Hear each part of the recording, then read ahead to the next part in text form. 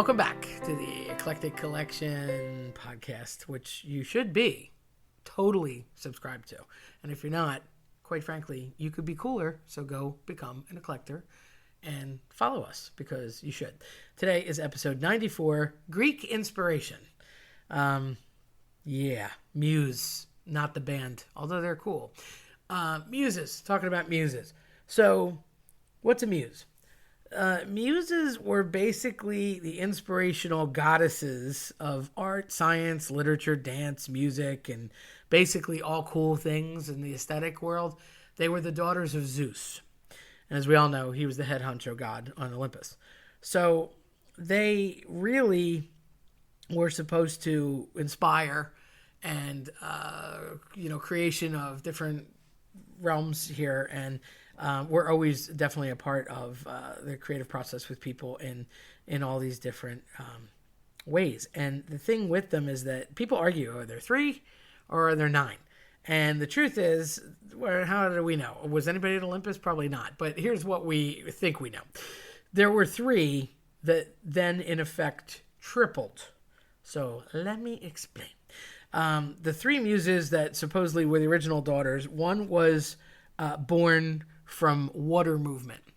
So her inspiration came from water movement. Now, could this be that people said often like the muse would sing to mariners and that sometimes it would take them on course, or if it was a mischievous muse, it would take them off course? Not to be confused with mermaids, talk about them another time, but there's of water. So there's noise or art or something scientific or something from or of or about water.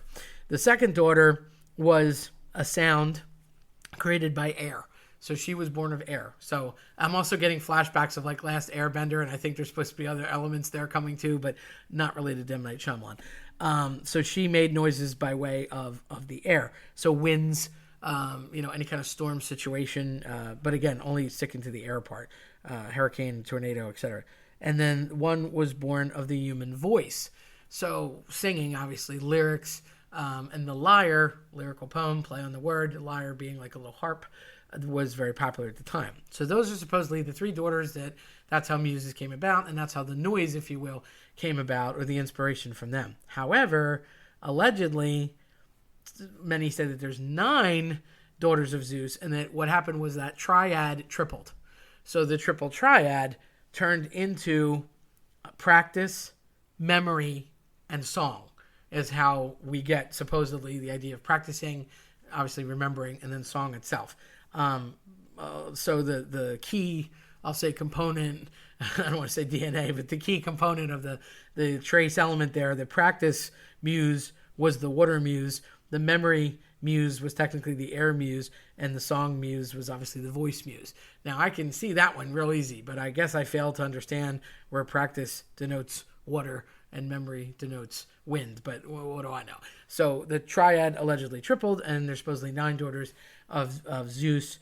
However, they only had 3 functions, and they were one function, really inspiration, but 3 ways to do it. And they were for the good, if you will, and definitely more than just a cool band. So now you're a little more aware. If you hear that song in the distance, you're like, do you follow it or not? Because sometimes you might crash into rocks and it's just a mermaid trying to take you in a different way. Talk about them later. Or it's a cool muse trying to get you to the right spot. Who knows? They say that a lot of sailors believe that the song of the muse would, inspire them and get them to where they had to go safely.